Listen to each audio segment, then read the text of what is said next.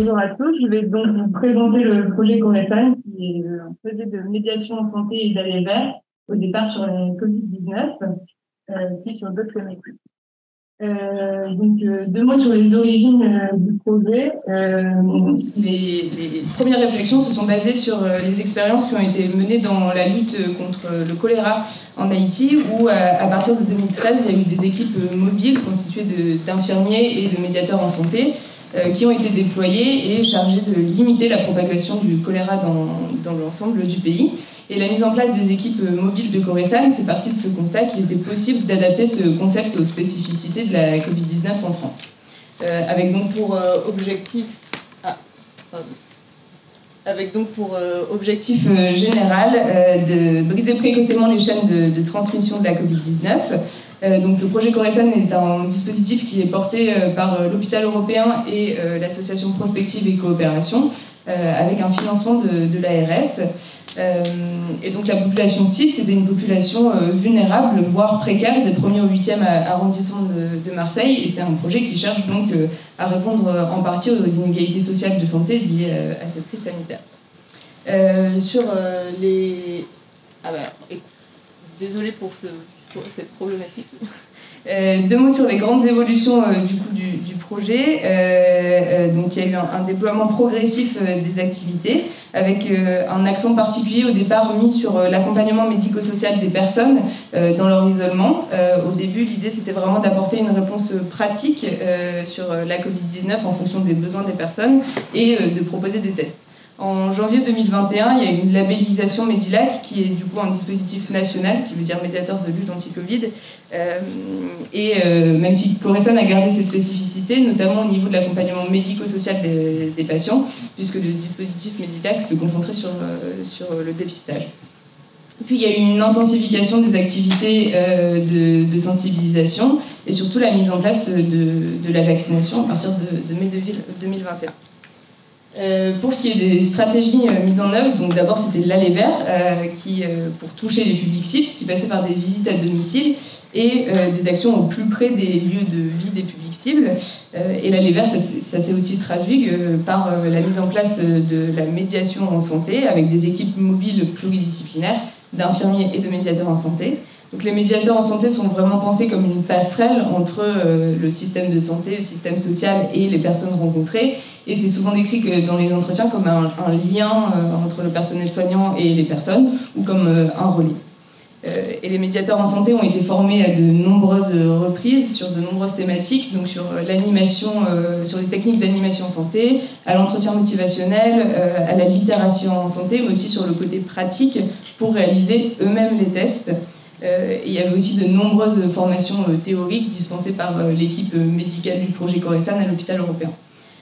Il y a eu le projet Hotspot qui a permis aux équipes de cibler leurs actions en tenant compte de l'évolution concrète de l'épidémie sur les territoires concernés. Ça, Florian l'expliquera mieux que moi dans un instant. Et ce qui a donné lieu aussi à de nombreuses explorations dans les quartiers qui ont permis d'avoir une analyse fine et une connaissance fine du territoire, des lieux de vie des habitants ainsi que des structures médico-sociales qui pouvaient exister déjà sur ces territoires.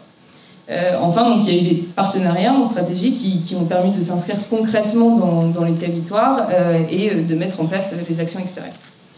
L'équipe était formée en 3 pôles différents. On avait d'abord le pôle patient qui regroupe les activités dédiées au suivi des personnes positives ou suspectes de Covid-19. Donc ça passait par du dépistage, par du contact tracing et par des accompagnements, donc colis alimentaires, mise en relation avec une assistante sociale ou avec des infirmiers. Au total, sur le projet, il y a 7055 tests qui ont été réalisés et 363 visites à domicile. Donc les motifs et les lieux des dépistages ont été résumés sur les graphiques. Donc on a presque un tiers des personnes qui se sont fait dépister parce qu'elles sont symptomatiques, 27% parce qu'elles sont cas contact, donc c'est le contact tracing individuel. Pour ce qui est des lieux, il y a 35% des tests qui ont été faits à l'hôpital européen, une bonne partie aussi, 27% chez les partenaires, donc dans beaucoup de centres d'hébergement, et 12% à domicile. Il y avait quand même 40% de tests positifs sur l'ensemble des tests, ce qui n'est pas rien et ce qui s'explique notamment par le ciblage des actions et par le suivi des cas contacts. Ensuite, on avait donc le pôle sensibilisation qui regroupe toutes les actions d'exploration et les actions, donc les ateliers de sensibilisation auprès de divers publics et sur diverses thématiques, donc sur les dépistages, les gestes barrières, la vaccination. Et ce pôle se chargeait également des dépistages de masse qui correspondent donc à toute personne qui voulait se faire tester sans être pour autant symptomatique ou cas contact. Et donc pour les dépistages de masse, l'équipe Coresan se plaçait sur la voie publique ou faisait des actions de porte-à-porte. Et ces dépistages de masse correspondent, c'était 38% des dépistages au total de Coresan. Enfin, on avait donc le pôle vaccination qui regroupe toutes les activités de vaccination à domicile au sein des structures partenaires sur la voie publique ou au centre de vaccination qui est appelé le BIS où il y a 68% du coup des vaccinations d'équipe qui se sont faites dans ce centre de vaccination qui était un centre gratuit, ouvert à tous, sans rendez-vous, qui fonctionnait tous les jours de 9h à 13h et parfois le soir, ce qui a permis de réduire certaines barrières d'accès à la vaccination. Et de permettre surtout l'accès à une information de proximité sur le vaccin et ses modalités grâce au médiateur. Au total, il y a 5929 doses qui ont été administrées pour 4700 patients par l'équipe. Et depuis juillet 2022, avec la fin de la crise sanitaire, si on peut le dire, et à la demande de l'ARS, Coresan s'est orienté sur d'autres thématiques de prévention, que sont les dépistages des cancers du sein, du col de l'utérus et colorectal, et le rattrapage vaccinal, toujours dans un esprit d'aller vers et de ramener vers, et toujours avec des équipes pluridisciplinaires, avec des médiateurs en santé. On est toujours donc sur un financement de l'ARS pour le volet intervention et Santé Publique France pour le volet évaluation. Il y a eu une réorganisation de l'équipe qui travaille maintenant de manière territoriale et non plus thématique. Ce projet s'effectue donc en binôme avec CET, qui a également travaillé sur la Covid-19 et qui travaille aujourd'hui sur ces mêmes thématiques, mais dans les quartiers nord du 13e au 16e arrondissement. Et sur ce nouveau projet, il y a eu un réel accent mis sur l'évaluation scientifique du projet, avec une étude transversale, une étude écologique, une étude de cohorte et peut-être une étude qualitative. Alors je m'excuse, ce n'est pas la bonne version du diaporama, du coup je ferai ma conclusion sans diaporama. En conclusion rapide, du coup la Covid-19 a été une occasion de réhabiliter la médiation en santé comme un outil de prévention et de promotion de la santé auprès de populations qui sont parfois éloignées des systèmes de santé. Il y a donc un enjeu important à montrer l'efficacité de ce genre de projet.